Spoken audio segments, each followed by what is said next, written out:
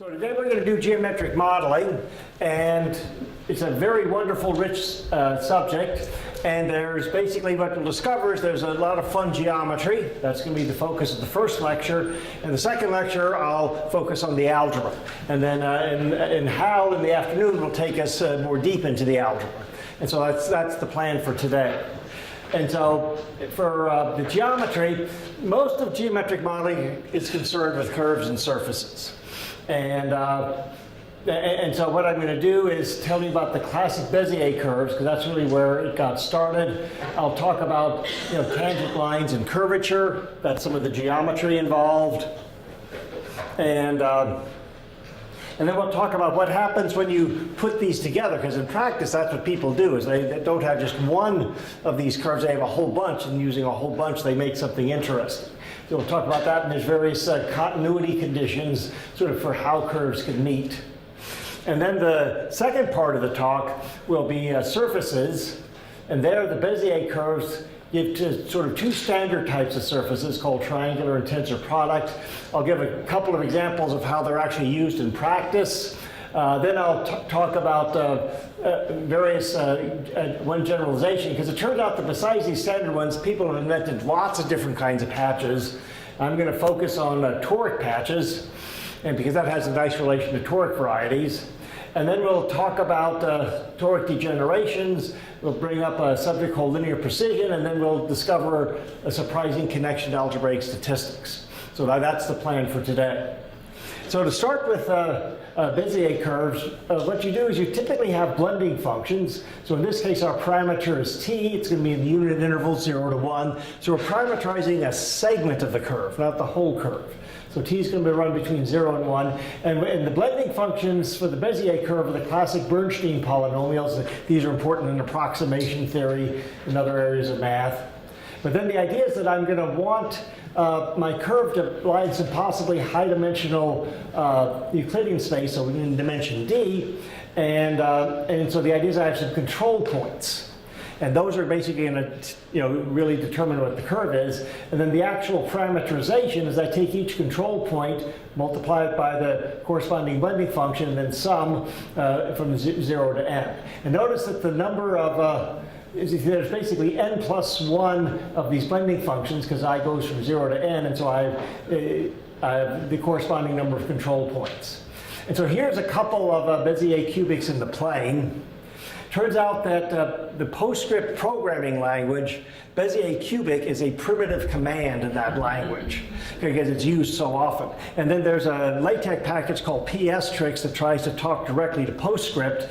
And so basically there's one command. So this command right here, PS Bezier, basically drew that curve right there. So, it's really part of the language when you think about PostScript. It turns out they only do cubics in PostScript, but you can do a lot. So here's three different ones that I drew. And of course, one nice thing is that you see the 4 control points in each case. So, that's P0, P1, P2, P3. And one thing you notice is that, the 4 control points have a convex hull, just a nice little polygon, and notice the curve lies inside that convex hull. That's the convex hull property of a Bezier curve, and that's because when I add up, because notice that this is a linear combination of the control points, but because t is in 0, 1, all these are greater than or equal to 0, and of course the sum is 1 by the binomial theorem, and that's part of why we want those binomial coefficients there in the Bernstein polynomials. And so basically this says that this guy is a convex combination, and so of course this always lies in this convex hull. And so that's one thing, is that basically when you pick your control points, you know which region of space your curve is going to lie in. So that's pretty nice. It turns out you also know some geometric things about this, because for example, here's a Bezier cubic. This is the same one, and it turns out that if you look at this previous picture, notice that right here it seems to be tangent to this line segments. There it's tangent, there it's tangent, Here, it's tangent to that one, and here it's tangent to that one. And that's, of course, true in general. And the idea is that, phi prime of 0 is basically, you just look at the vector going from P0 to P1, and it's just, a multiple of that. And the same thing happens here, of course, where here, you're going from the last one, the next to the last, and so you're going in that direction, so that's why the difference goes that way. And so it's basically the same formula. So the idea is that, the curve goes through P0, and then, so that's sort of the 0th derivative. For the first derivative, you sort of need P0 and P1. You don't need the rest of the control points to know what the first derivative is at the endpoints. If you want the second derivative at the endpoints, basically that just means you need the first 3. So P0, P1, and P2 will determine the second derivative. But once you have that kind of information, you can actually compute the curvature. And so that's the other thing that they know, that basically the curvature at 0, so it's this little constant that comes from the degree, and then A, well, that's just the distance from P0 to P1. So you have that. And then what you do here is the numerator is you sort of take the point P2 and you take the orthogonal projection onto the lines determined by P0, P1. And so it's just simply that ratio, h over a squared. And it turns out that here it's the same kind of thing. If I want the curvature at this end, so here I just have to backtrack, so it's going to use P2, P3, P2, and P1. And so here, the thing that corresponds to that is, I call it a tilde. And then, and so here, that's the, the tangent line. I take the projection, orthogonal projection onto the tangent line, and I get that. So it's a very quick geometric way to compute both. So so in a sense, you know the tangent line, and you also actually know the curvature. And we'll see later the curvature is pretty important for the way people think about this stuff. Now, one thing that happens is that when I said curvature is important, people want to be able to see it visually. Now, how do we think about curvature typically when we're doing like a course in differential geometry? I just finished teaching one this last spring. Well, here's our Bezier curve. There's a point on the curve. It has a certain curvature, and we think of the curvature. Well, one way to think about it is you take the osculating circle, the circle that best fits it, and then basically the curvature is the reciprocal of the radius of that osculating circle. And what that means is that this point right here, the center of curvature, assuming that your normal vector points this way, that this radius is 1 over the curvature. So that's the way we would typically think about trying to visualize curvature in a differential geometry course. But that's not how they do it in geometric modeling. In geometric modeling, they use what's called the curvature cone. So here's the curve. But at these points on the curve, what they do is they go, instead of going in this direction, they go in the opposite direction. So you go from a plus to a minus, and the amount you go is just exactly the curvature proportional to the curvature. So you can see that I have the highest curvature here, and here the curvature is getting smaller. Now you might wonder, how do I compute this? Because remember, I just explained how to compute the curvature at the endpoints. So you know how to compute the curvature at the endpoints. And of course, also at the endpoints, I know the tangent vector, so I get the normal vector. So I can actually, so at the endpoints, I know how to compute these guys. What do I do in between? The answer is I don't really know, but I have a guess. So I'm going to give you my guess.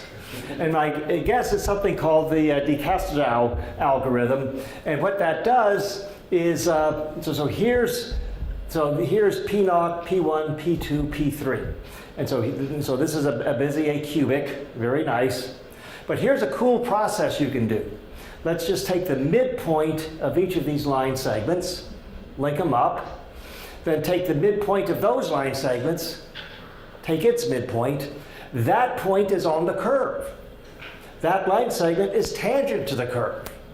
Furthermore, this segment right here is a Bezier curve with these 1, 2, 3, 4 points as its control points.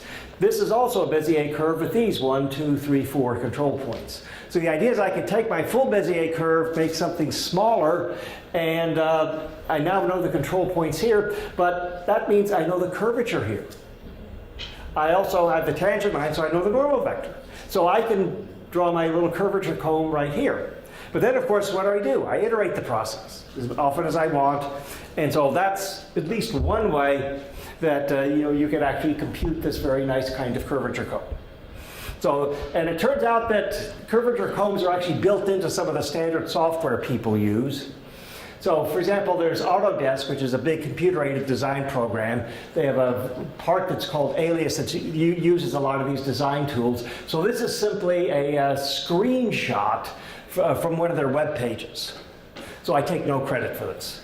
And the point is, tools to create curvature combs. And so, here's sort of their picture of a curvature comb, and there's a window, and you see there's curvature. The radius, my guess for the radius would be that would maybe draw the centers of curvature. I'm just guessing, I don't know. If I want to draw unit normals, I could use that unit normal command. But the point is, when you draw one of these curves, there's a command that just pops up the curvature comb very nicely.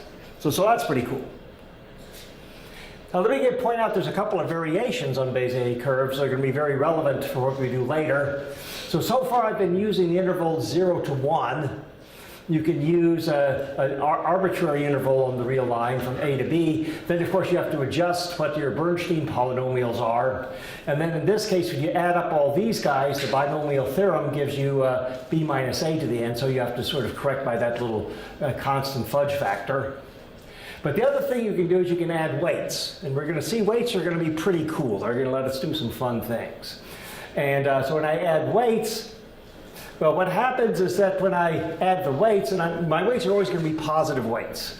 And but when you add the weights, then when I sum these coefficients up, they're not going to equal to 1 anymore. But I want to be a convex combination. And so when I do this weighted version, I sort of have to divide by the sum of the coefficients, because that way doing this guarantees that I have a convex combination. But notice one difference is, you see here, this is a polynomial parameterization. This is now parameterization by rational functions. Although once we work projectively, that's not going to bother us at all. Now there's also a connection to toric geometry, and so let me just give you a preview of that. So let's suppose I use the interval from 0 to n, because I can use an interval, so let's use this interval. And what I'm going to do is basically, I'm going to use weights now, but I'm just going to slurp these binomial coefficients into the weights. So these weights right here, they could be the binomial coefficients, they could be more general things. And so notice that if I think about this version of it, notice now that my sum, 0 to n, is the sum over the lattice points. So I hear this little lattice polygon. I'm summing over the lattice points. Also, what's t to the I? Well, t is somewhere in here. Well, t is how far am I from t to here? That's what t is. Well, 0 is a facet, so that's a distance to a facet. Well, what's n minus t? Well, that's, if I'm from here, n minus t, that's the distance of the other facet. So these guys are distances to facets. That's pretty cool. Turns out that the exponents are also distances to facets. So in fact, this formula has a complete toric explanation that we'll see just generalizes effortlessly. So there's clearly something very interesting going on. Now, the next thing I want to talk about is what happens when you put several of these together. Because the idea is that you want to have one curve and then join up to another curve and join up to another curve. And that way you can draw something really cool. But how do the curves join up? And so they have various ways of doing it. They have the C0 conditions and the G0 conditions. And it turns out that the condition for 0 is just that I have two curves, and so I just want the last point of the first curve to be the first point of the second. So that just means they actually meet up at one point, and that's just continuity. But then it gets more interesting when I talk about C1 and G1.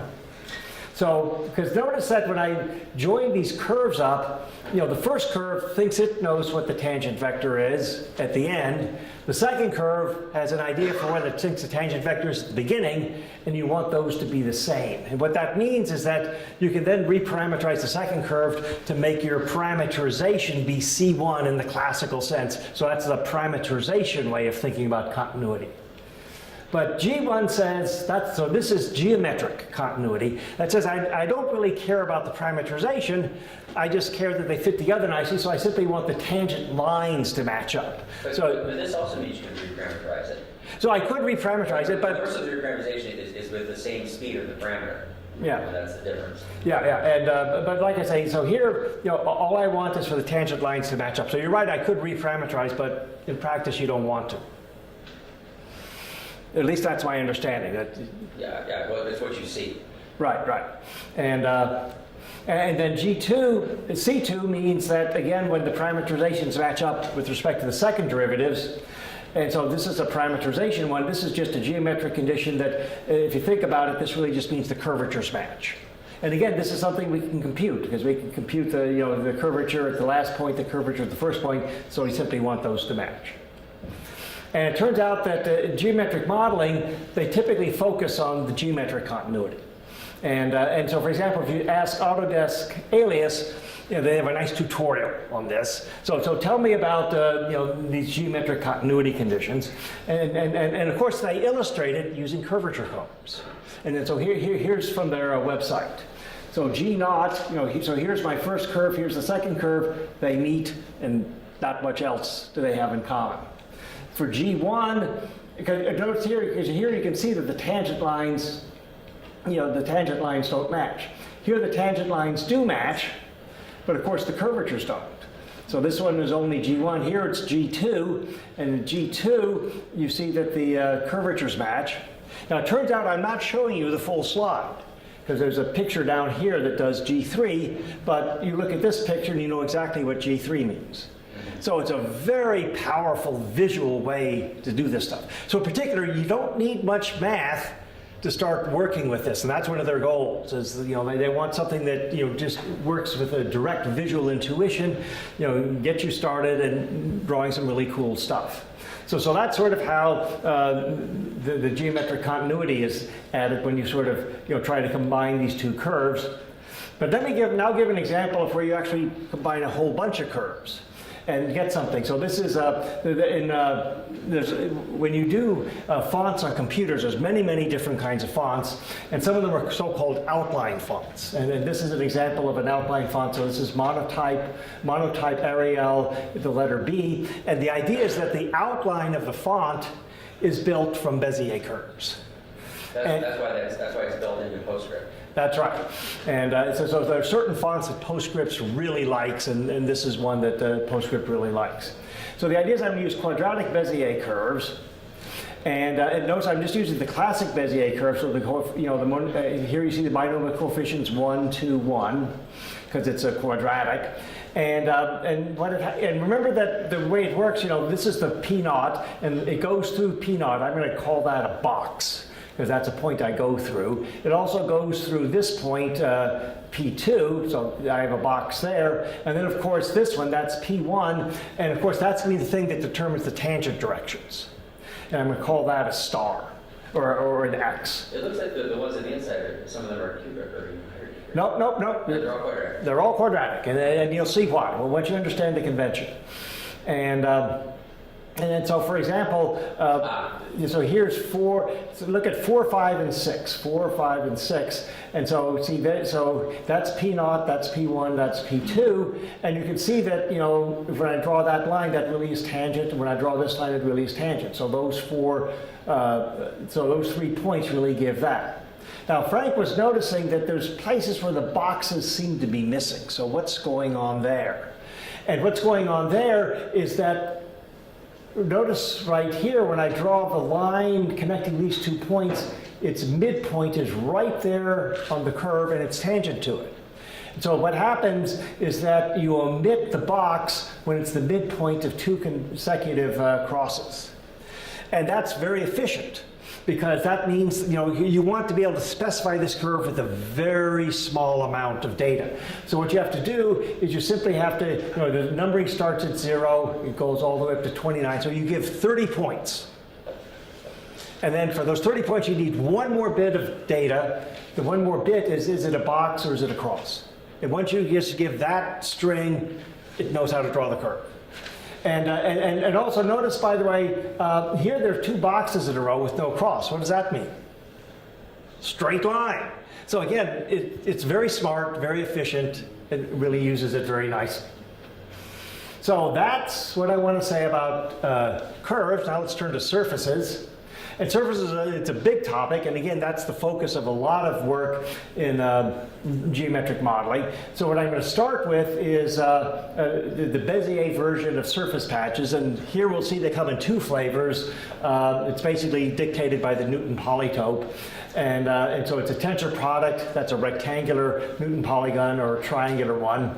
And that's an example of a bicubic surface patch. And then I'll give a little bit about how they're used in actual modeling in practice. That's the Guggenheim Bilbao that was designed using these guys.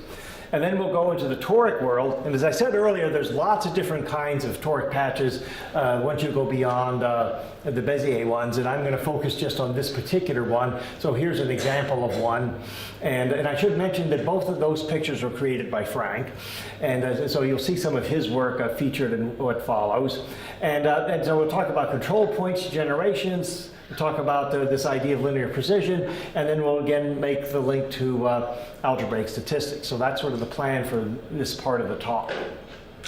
And so let's start with the tensor product one. So here, it's sort of like I'm sort of taking a, it's the Bezier thing, just sort of a product version of it. And so the idea is I take the Bernstein polynomial for S, so that's this binomial coefficient times that. I take the Bernstein polynomial for T, that's that one, and take the product and basically take I and J running from 0 to n. And then, so in this case, I have a lot of control points, and again, those will lie in the same Euclidean space.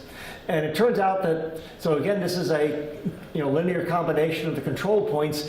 And again, just because the way I've set things up, the coefficient sub to 1, and so the convex property holds. So that's a classic tensor product Bezier patch of this degree. Sometimes this is called you'll see there's various names that people use for stuff. Like, for example, when the degrees are both 3, that's called a bicubic patch.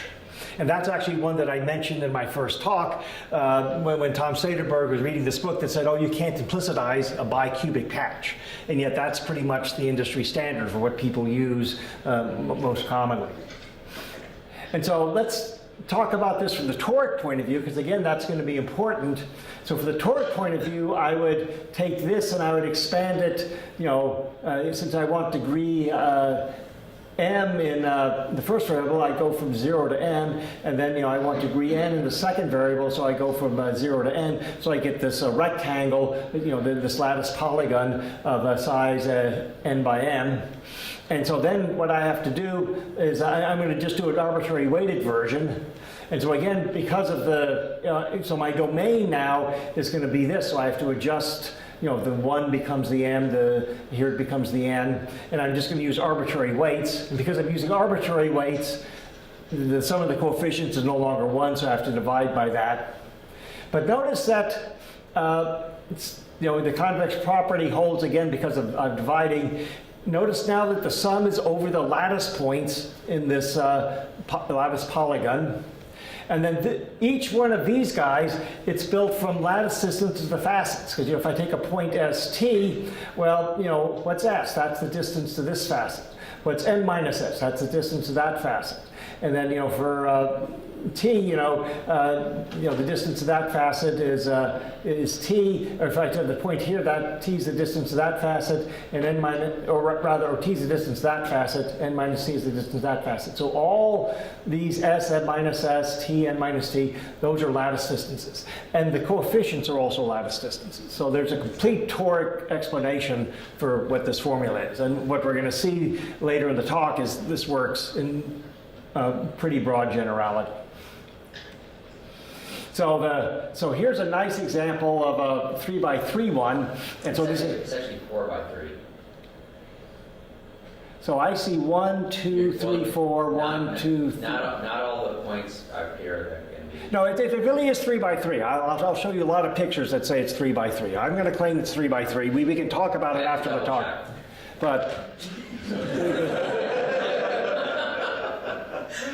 Because notice right here, I have a Bezier cubic on the edge, and here I have a Bezier cubic on the edge. Okay. So it really is Bezier cubic on both edges. So I have read your paper pretty carefully.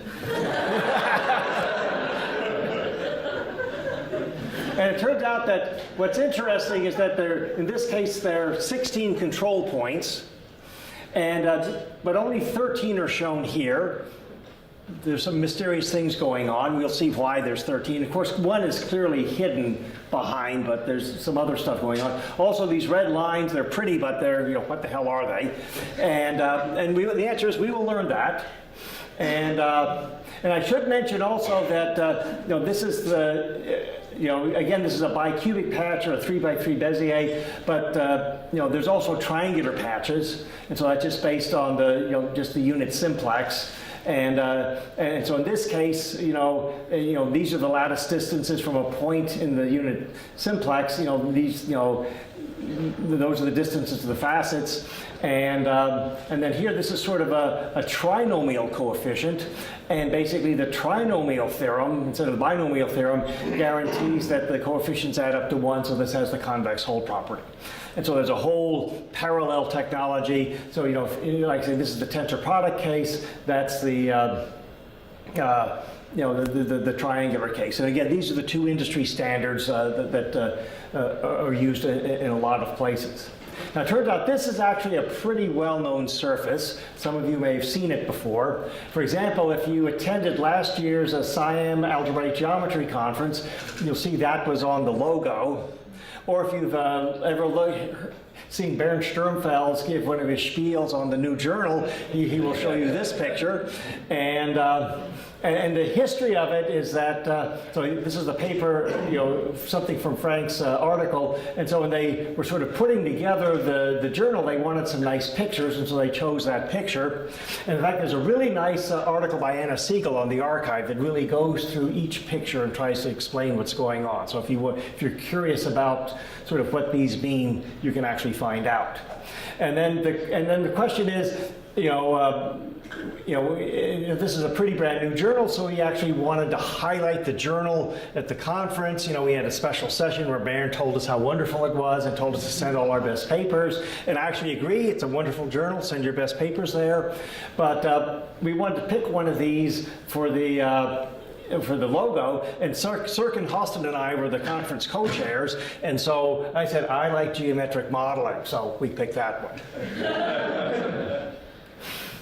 But it turns out that besides some really cool pictures, it's actually really used. So for example, here's the Guggenheim Bilbao in Spain, and it was designed basically using CATIA, which is a computer-aided design program. It's developed by the French aircraft manufacturer Dassault, and basically Frank Gehry's architectural firm bought a copy of the software, and basically, Frank's a really free-form guy, and he draws squiggles and stuff, but then they converted his squiggles into a 3D model, and then they actually scanned the 3D model into a computer, and then once they got it to the computer, they then used the CATIA to actually, sort of build a whole bunch of surface patches that were going to be the museum, and then they used that not only in the design, but also actually in the manufacture. So for example, like right here, that's a wall of limestone blocks. None of them are flat, but each one is a surface parameterization. And one of these, probably a bicubic parameterization. And so they used the parameterization to guide the cutting heads to carve the stones. So it actually wasn't just part of the design, it was actually part of the actual building of the structure. And what's really interesting is that the rest of the building is a lot of titanium sheets, and you can sort of see them, and each one is a surface patch. And again, it's a separate, unique surface patch. And one of the interesting things that happens is you sort of see some crinkles. So what's going on there? The answer is it's our friend curvature. Because a titanium sheet starts off like flat, curvature 0. But once you put it on the building, its curvature is not 0. Now, that titanium has a little bit of ductility. It can cope with some of it. But you're sort of pushing the limits right here. And the question is, how far could you push the limits? Well, that's a design decision they had to make. So what they had to do a curvature analysis for every single one of these surface patches to make sure the curvature didn't exceed some bound. And so, this probably just barely fell, within their bound. And so, for example, that means, that they need to fit together, so you have the surface analogs of these geometric continuity conditions. The curvature is clearly also very important. And so all the stuff I was talking about for curves applies in a big way in the surface case. So here we're talking about airplanes and buildings. Oh, by the way, airplanes, if you've ever flown in a Boeing 777, you're basically flying in 50 million surface patches, because that's how they designed it. And they also used it for the manufacturer. In fact, in the Boeing, for that airplane, they actually did the test flight using the surface patches. So they just did a computer simulation and said, oh, this guy flies. I mean, they did also, build the model and actually test the real model. But because of the computer simulation, they had a pretty high level of confidence it would actually work. But also, of course, this is, because remember that all this started with Bezier, and Bezier worked for the Renault Auto Company. So you think about it, this is definitely used in auto design. So let's go back to Autodesk Alias. So here's a surface case. So here you can really see, one of these surface patches being used, is trying to design some, part of a car. And notice that again, they're talking about these, geometric continuity conditions and various other kinds of things. So this stuff is definitely used in a big way.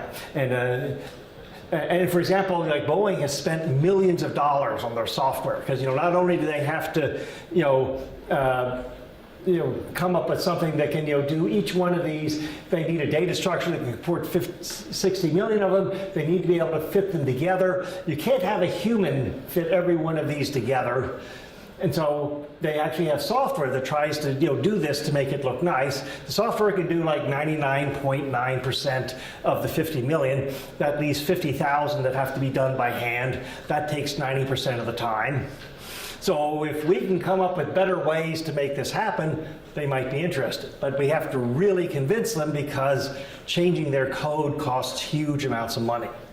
And so there's a relation between academia and industry is interesting, and when you do talk about stuff like this. Now let's go to toric patches. So let's do our toric generalization. So here I'm going to take a finite bunch of lattice points in some space, and then I'm going to look at the convex hull, and I'm going to assume that that this is full dimensional. So the dimension of the polytope is also the dimension of the space I'm in. In this situation, you have a very nice facet presentation. And so basically each facet will be defined by setting some linear form equal to a constant. So it'll be an equality that defines the facet. And so this is a normal to the facet. I want a inward pointing normal. So that means the polytope lies basically on this side of the facet. And of course I want, because it's a lattice polytope, I want this to be also a lattice point, and I want it to be primitive. I don't want it to be multiple of anything. And when you make all these normalizations, this facet presentation is unique. And then one thing that's going to occur a lot is this, I've been using the phrase lattice distance from a point in the polytope to a facet. Now in the cases that I did earlier, that was just the Euclidean distance, going horizontally or vertically. But in general, it's not the Euclidean distance. So the point is, what's the distance between here and here? Well, it's not the Euclidean distance of this facet, because this, here this facet is, so here I'm going to use this notation for this linear form. And so when m is in the polytope, this is greater than or equal to 0 because of that. And so basically the polytope is basically just all points where all of these functions are greater than or equal to 0. And so here's where it's equal to 0, but the question is, I want to figure out how many integer copies of it that are parallel to a cross. So here's where it's equal to 1, here it's equal to 1, here it's equal to 2, here it's equal to 3, and so this one is basically 2.5. So it's how many sort of integer translates of the facet you have to cross before you get to the facet. So that's why I call it the lattice distance, and it really will be different in general from the Euclidean distance. And so now to get patch, well, we basically, so I'm going to take a lattice point and I'm going to use the superscript toric to say this is one of these toric things. And so basically this is what we were seeing in those special cases, that I simply take, I take a point in the polytope and I take its lattice distance to each facet and I take the product of all those. But then there's an exponent, and the exponent depends on which lattice point I'm at, and it's just the lattice distance from that exponent to the various facets. And I'll do some examples where you can actually see this. And then, of course, now I'm ready to write down a toric patch, and this was created by Korsauskas in 2002. And so I have some control points again in some possibly high-dimensional Euclidean space. I'll have some weights. And so I take sort of these toric functions, multiply it by a weight, multiply it by the control point, add it up. And then of course what I have to do is to get a convex combination, because I want the convex hull property, I have to divide by that.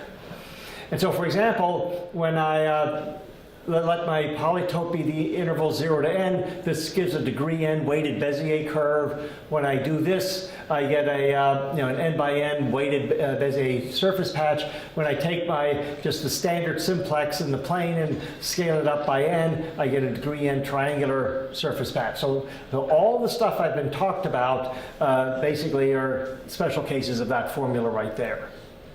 Now here's one example that I worked out, and so I simply took, so my lattice points were this A1, A2, A3, A4, so those 4 points in the plane. And then I also picked some control points in 3 space, I picked some weights. Then the point is that I get my toric functions, and of course I get 1 for each lattice point. So let me just walk you through this one. So when I take this point, so ST is a point somewhere in here, and and so S is the distance to here, 1 minus S is the distance to there, so I want the distance to the facets. If I'm at a point here, T is the distance to there, and then basically this, if I'm here, what's the distance there, and it's going to be just that difference right there. And so that explains sort of the ST, 1 minus S, 2 minus S minus T. And then what are the exponents? Well, the exponents are the lattice distances of A1 to the various facets. And of course, notice that it's actually, for this facet, well, it's on the facet, the lattice distance is 0. It's on this facet, the lattice distance is 0. Right, right here, the lattice distance here is 1, and to get to this one right here, to get this facet, I basically have to, so again, I want to know, if I want to go from here to here, it's not the Euclidean distance, it's how many parallel lines to this do I cross, and there's one right here, so it's lattice distance 2. And that explains all 4 of these, and this is a picture I just drew in Mathematica to show what that guy looks like. Now here's an example that is from one of Frank's papers. It's one of my favorites just because it's so pretty. And so in this case I use the just a little hexagon. So you think of the origin, that would be 1, 0, that would be 0, 1, and you get that 1 point in the middle. So you get basically 6 vertices and an interior point. And here's an example of a toric patch that you get. And the point is that notice that right here, since there are no other lattice points on this edge, that's why you get a straight line. And so that's why you get this straight line configuration right here. And then this point right here, the control point is there. And the point is, because remember that this surface lies in the convex hull of these 7 points. And so if you want to control the bulge, you just move this guy around. It was actually a pain because that point was so far away from the rest of the picture. Yes. Like I think the first time I drew it, I couldn't find the point. I had to edit it to make it visible. Yeah. So. Yeah, but that's the interesting thing is that where you put the point really does have an influence, and so. So now let's talk about control points and degenerations, and so here's the setup. So we have a Bezier curve. It has some control points, and then the point is that it goes through the first one, it goes through the last one. And then the idea is that, very crudely, it's sort of pulled toward the intermediate one. So you can sort of see here, here's P1, so it's getting pulled toward that one. But P2 is way down here, so you can see it's trying to exert some influence, pull it down there, but then this guy's up here, pulls it back up, and then of course it has to go through there. And the idea is that you can increase the pull of these interior guys by using weights. And so here, the weights I'm going to do, I'm starting with the classic Bezier curve, so that has weights 1, 4, 6, 4, 1, but I'm going to modify these with basically a power of W to various exponents, positive exponents A, B, and C. And so when I write down this weighted Bezier thing, I get this, and when W is equal to 1, it's exactly this curve. But what happens when I increase W? The answer is, depends on what these exponents are. So I'm going to get different things depending on how I choose my exponents. So let's look at a picture of what can happen. So here's a case where the exponents I chose were 3, 4, 3. And so in this case, there's the original curve. So when I have one weight, I get this one. And when I increase the weight, you get this one. And so you can see that what's happening is I'm sort of getting asymptotic to just this bunch of line segments. Well, that's pretty cool. Then if I, instead of using the fourth power in the middle, suppose I just use the first power, well then it looks pretty different. That's the original curve. Then, basically what's happening is that the pull here, once W is getting bigger, the pull here is getting huge. It's dwarfing that one, so it's sort of pulling everything toward this. And so what's happening is I'm getting something new. I'm sort of asymptotically, I'm going to get this line segment, that line segment, and that line segment. But then if I choose more even weights, if I put W cubed, then what happens is that, the pull for these three guys is sort of the same. So, I'm still, when I do this, I get this one. So when W is pretty large, I get something right here. So I'm still getting that straight line segment. But here I'm getting something, there's enough pull here to sort of counterbalance that. So I'm sort of getting some interesting curve there. And then, of course, I'm getting a line segment. And what's going on is that if you plot the exponents, so here the exponent, of course, this is the exponent of W. So it's 0 there, 3, 4, 3. Those are the heights. Here it's, 3, 1, 3, and the heights are all 3, 3, 3. And it turns out that the limit consists of Bezier curves of the upper convex hull of this diagram. And so right here, you can see that the upper convex hull really is just these 4 line segments.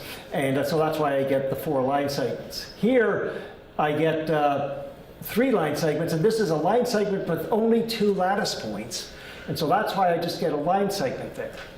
Whereas here, I get a line segment, but now it has 3 lattice points. So I get a Bezier curve with those 3 lattice points, but it's not the classic Bezier curve, it's a weighted one where the weights are 4, 6, 4 instead of 1, 2, 1. And so that's why, so this right here is a particular kind of Bezier quadratic. So that's really pretty. And so you can have some fun with that. And one thing I bumped into when I was reading some of the literature on Bezier curves is something they called the variation diminishing property of curves. And the language goes back to a paper of Schoenberg in 1930. And I've not looked at the paper, so I've only seen the reference. But it's basically on the variation diminishing of linear transformations. And so he clearly introduced this wonderful term. And what it means is for a Bezier curve is that, we have our Bezier curve and we draw a line. And the question is, and also our Bezier curve, of course, has these control points, then how often does the line meet the curve? In this case, it's only 1. But then you can also ask, how often does the line meet these line segments? In this case, it's 3 times. And of course, 3 is bigger than 1. And that's what the result says in general, that the number of ways in which the line meets the curve is always less than or equal to how often the line meets the collection of line segments that sort of you get from the control points. Now, what I'm going to draw is not a proof, but it convinces me it's true, because I'm going to use weights. So let's just start doing the weights. And here I'm using weights that pick out I'm using weights like in my first example that pick out all of the line segments. And of course, when the weights are really high, the curve is really close to the line segments. So there, for that weighted one, it's equal. But then you see as the curves recede, you lose some points of intersection. So that's my hand-wavy, probably not rigorous proof, but it helps you understand why it's true. Yeah, well, I mean, this in higher dimensions, if when we prove something, it would be a version of a Descartes rule. Right. Also, the way that this argument is, so we know that you can, it's related to the notion you can construct extreme polynomial systems with certain numbers of real solutions. Right. And if this argument were always true, then that would be the maximum number of real solutions Right. in polynomial systems. But it's not. Right, right. They often occur somewhere far from infinity. Right, right. So this is a. So it's possible that in this particular limited case, it probably works, you might be but able to make this true for curves. that's right, that's right. Particularly ones where it's graphed. Yeah. But that's probably the limit to which this applies. But anyway, it's a really good picture. It's related to the notion that, say, Vero construction doesn't give you all possible Right. curves. Yeah. So now let's do this idea in higher dimensions. And so let's play the game with this bicubic patch. And so we have our 16, so basically we have 16 lattice points, and for each lattice point, I'm going to have a weight, and so these are the weights I got from Frank's paper. So David, Yeah. I just checked my code. It is a 4x3 patch. But then, It is. But then why do you- There's a lattice point that's in the middle of that patch figure at the top. yeah, That's not shown. But yeah. but then why do you write these weights in your paper? For that, those aren't the weights for that one. That's the weights for a different one. I think. Okay, maybe I need to check. Yeah, this, yeah. But one picture shows it. One picture shows it's 4x3. Yeah. But like I And they say, dropped all a sequence of lattice points. yeah.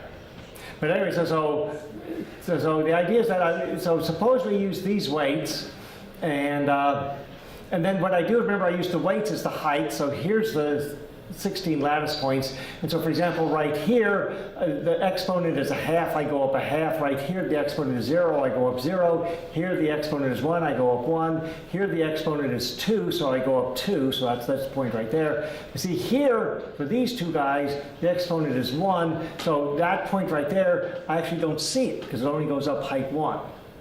So what I do is I draw this picture, and then I take the upper convex hull, and so that's the blue diagram, that's the upper convex hull, and then I project it onto the base, and so I get this picture right here. And again, what I get doesn't use these two guys, just like in one of the earlier pictures, because those just aren't high enough. And then these are the red lines that I've drawn right here. And so in fact, when you have the 16 control points, turns out in this picture, 13 are visible, so you can actually count there's 13. One is hidden, and that's the one that's sort of where these two meet behind there. And then basically 2 are unused, namely those 2, so those just don't enter the picture. So that's sort of a picture of what happens when you you take this and put it on that. And then if you do the degeneration, or if you send the weight to infinity, so that's when the weight is 1, that's when the weight is 6. And then when you go to infinity, you get this.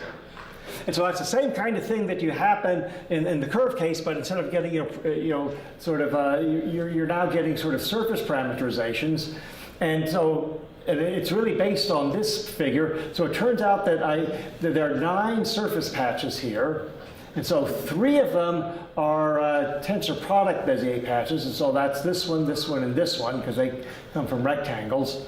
4 are triangular ones, that's this one, and this one. And the 2 in blue are toric patches that aren't Bezier. So that's the interesting thing, is that you can start with a very classic, bicubic thing, but when you take this degeneration, in the degeneration, you actually get some toric patches appearing. And to me, that's the proof that the toric patches are the right thing, because they're the things that arise naturally when you do these kinds of degenerations. And again, all this is in the paper, 2011 paper that Frank did with Luis and Zhu. And so one question I have, Frank, is why did you do this? You mean this particular one? Yeah, so why were you thinking about these toric degenerations? So what led you to... Okay, so this, I'm sorry, we're wasting everybody's time, but it started out that there was a question about what is the meaning of the control polygon. Right, right. And with the paper with George Creation, right, which we're also thinking about real solutions to equations, yeah. we said that it's that this comes from a toric degeneration. Right. I mean, when I went to the first conference in buildings, I knew toric degenerations had to do with things. Right. So I wanted to explain that actually, and we also explained that if you get general toric degeneration, you get a triangulation, and that's also the paper with George Creation. And then there was a comment I think Ron made about, or maybe Carl DeBoer, I think, I can't remember, sorry, maybe probably Ron, about, what's the meaning of the control point, of the control polygons that people draw, or the control polygons that people draw for patches. And we knew the answer at the time, but we wrote this paper to explain it with pictures. Yeah. And in this one, actually, I'm looking at the code that draws that picture. It is a 4x3, but three of the lattice points, the ones in the middle, are dropped in the toric degeneration.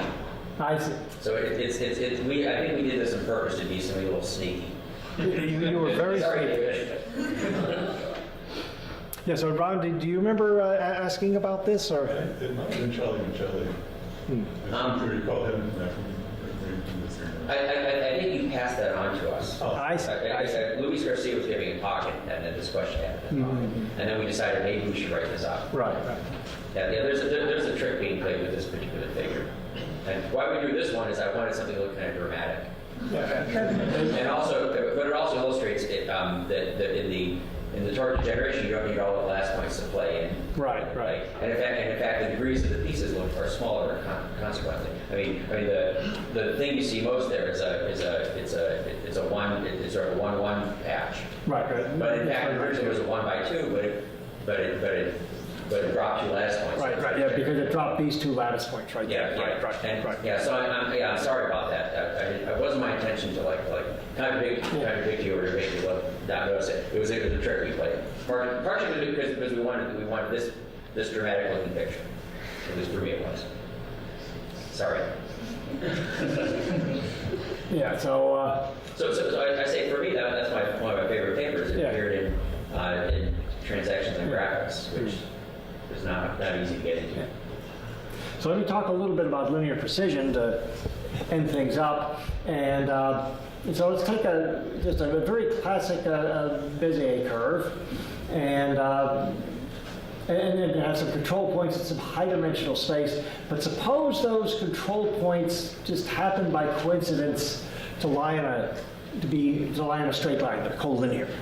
Well, then the convex hull says that I'm going to parameterize, so the convex hull in this case is just a line segment, and it has to go through P naught and Pn. So in fact, the image is going to be a line segment. But now suppose I had something even more, but it might be a very funky parameterization of a line segment, and it might be high because potentially because this has potentially degree n, so it might be a degree n parameterization of some line segment. They don't even need to be in order. That's right, and so it also might the line segment might slop on beyond P naught and Pn. But suppose that in fact these guys are collinear and equally spaced in order, and in that case, what happens is that there's enough cancellation in the formula so that in fact you actually end up with a linear parameterization. So that's the idea of linear precision, that in this sort of special case you end up with something that's actually linear. And so let me try to think about how you would sort of formulate this in generality. So the idea is that, and so here so we have our same setup of the points and the convex hull. But I'm no longer going to worry about whether I'm toric or not, so I'm just going to have some blending functions, and these will, just be some functions, that are non-negative on the convex hull, and I want them to always sum to 1. And right now that's going to be the only restriction I put on them. Then I pick some control points, and then I just look at the parameterization. So this is some, parameterization where I'm basically, it's a copy of my polytope, sitting in some high-dimensional space. And then what linear precision is the equivalence of two things. That suppose that I take a affine function, because remember that my lattice points lie in here, and suppose I just take an affine function all the way to some other space, and suppose that I use my control points as just the images of my lattice points under this affine function. Now, for example, that would be the analog in this situation. Because if these are collinear and equally spaced, well, basically, when I take my, my domain, in this case, this, in this convex hull, because this is the, the Bezier curve case, I'd just be taking a line segment with n equally spaced points and mapping to n equally spaced points. There's a linear function that'll do that. And so this generalizes that idea of, so the way to generalize that is to say that, my control points are an affine function of the lattice points. And then the point is that this should just simply give me that affine function. But it turns out that for this to happen, for all affine functions, it actually only has to happen for one. Because if you think about it, in this situation, what's the most canonical possible choice for the control points? The answer is the lattice points themselves. So I could just pick the control points to be the lattice points.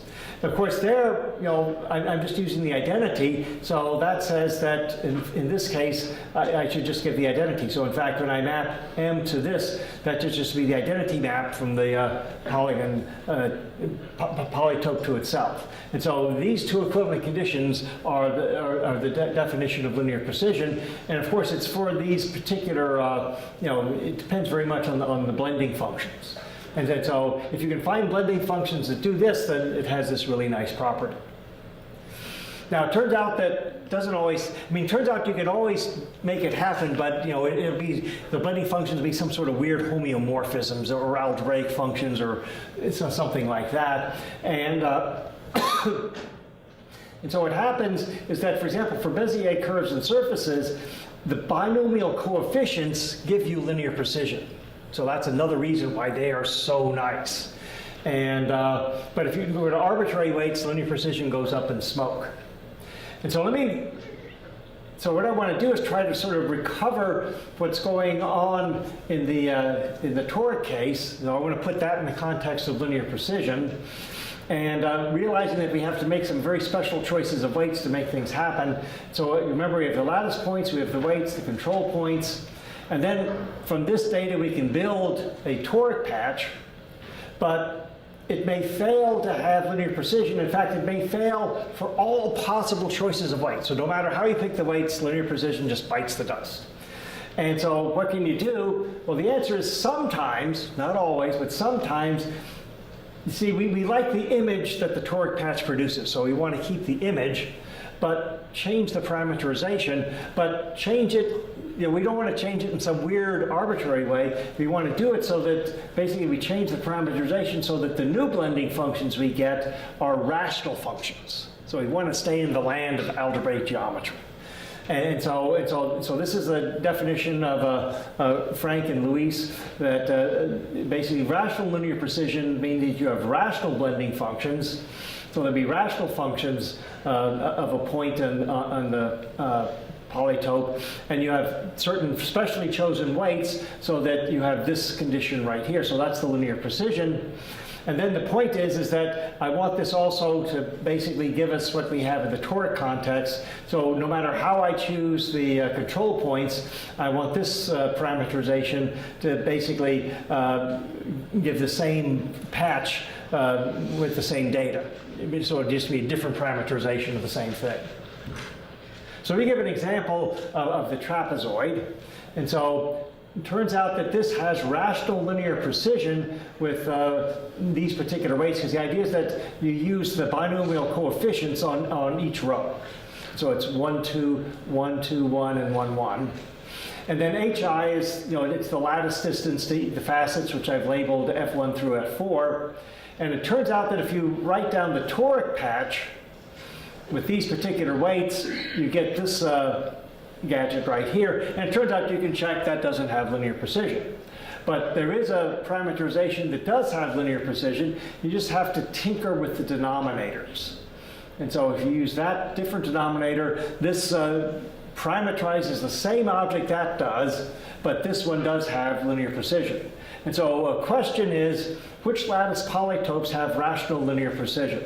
It turns out that the answer is pretty trivial in dimension 1. It's been answered in dimension 2 by a paper of Frank with Ranestad and Graf and Bothmer. And basically, it's the triangles, rectangles, and trapezoids. So it's a pretty short list, but it's not an easy proof. It requires an understanding of the Cremona group. That's right. So something like that. Like what are rational math from P2 to P2? That's right. And we don't know that for any other. That's right. And so the guess is that they're rare, but I think this is a hard problem.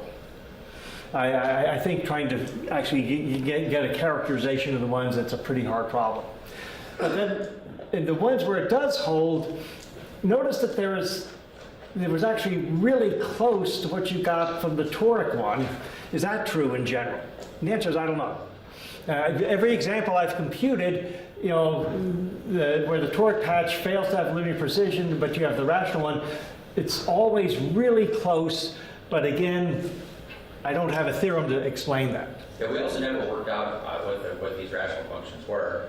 And the first time somebody challenged me on this question, that the ordinary ones were not rational linear precision, I couldn't even, I didn't know, I didn't understand what the problem was. So I think that's also open. Yeah. So let me finish off with a little bit of algebraic statistics. And so we have our toric patch. And what I'm going to do is, just because I want to avoid boundary conditions, I'm going to work with the interior of my polytope. And then these toric functions. So this right here is, remember we had the toric things, but then we had to multiply them by weights and divide by the sum. Well, that's what this is. So this is basically so these are the blending functions built from the toric stuff and where their sum is 1. And it turns out that when I restrict to the interior of the polytope, I get positive distances. And it turns out, so this is going to give me a statistical model, which is called a log linear or toric model. And then this is an idea that we saw last time about the idea of a maximum likelihood estimate. Suppose I have some data.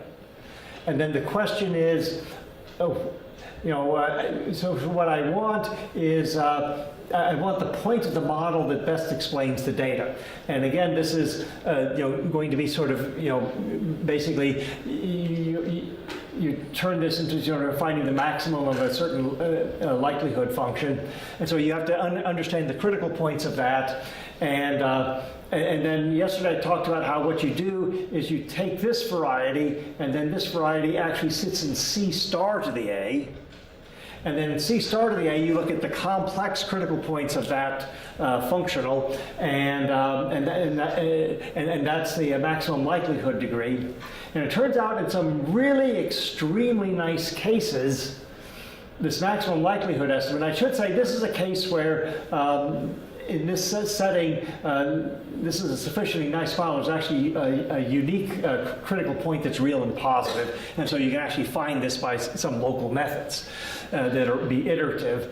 And those are well known in the statistics literature. But every now and then a miracle happens, and this maximum likelihood estimate is actually just a rational function of the data. So you can actually just write down a formula.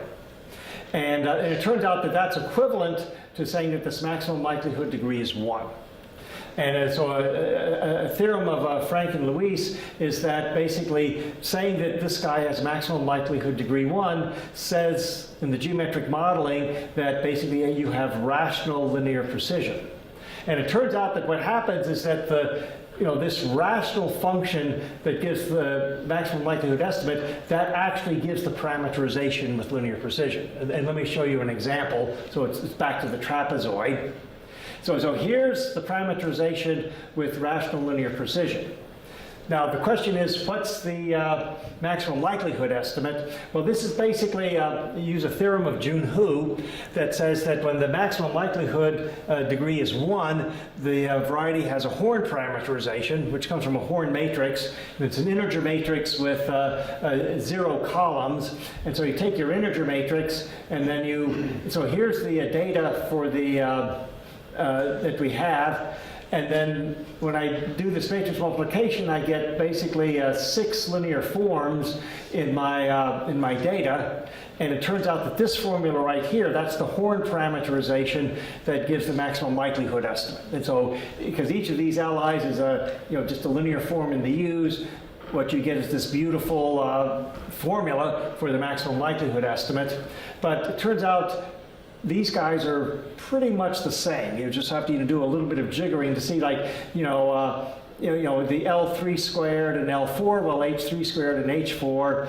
And then L0, well, that's just the sum of the UIs, and typically you want that to be 1, so that's going to go away in practice. And then you just have the L0 prime. And notice here it's squared, here it's not, here it's squared, here it's not.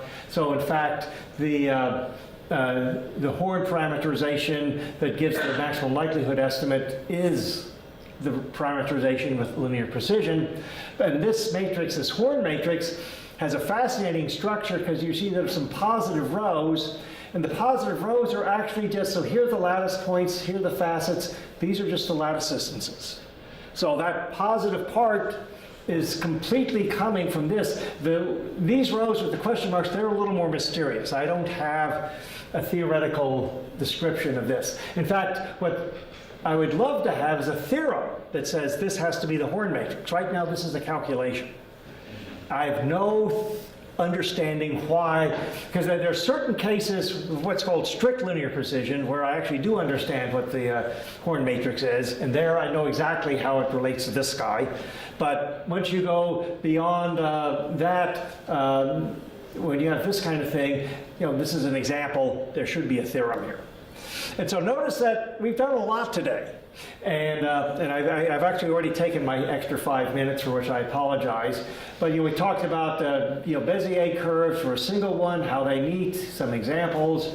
We did a lot with surfaces. We did planes, trains, and automobiles, and talked about some really cool toric stuff. I learned something that I should have known, and then we talked about ended up with some algebraic statistics, and so this unexpected interaction between geometric modeling and other things. And so, so again, at 10:50, we're going to reconvene and learn some algebra. Thank you.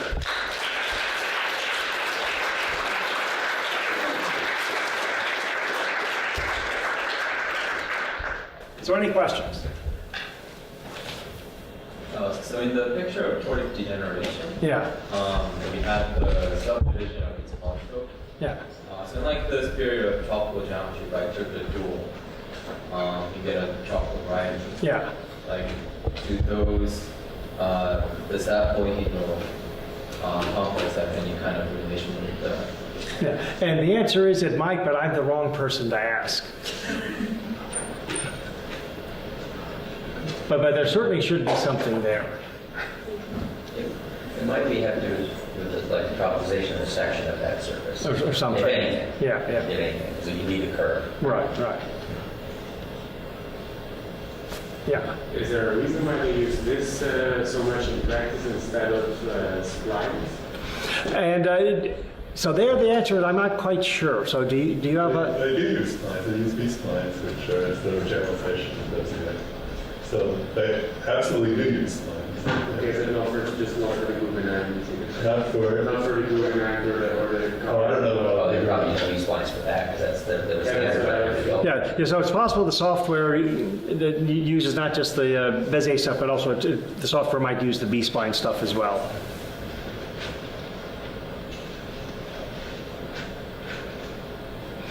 So if there are no further questions, so Greg, do you have any announcements? If not, no, the answer is no. So let's go have lunch.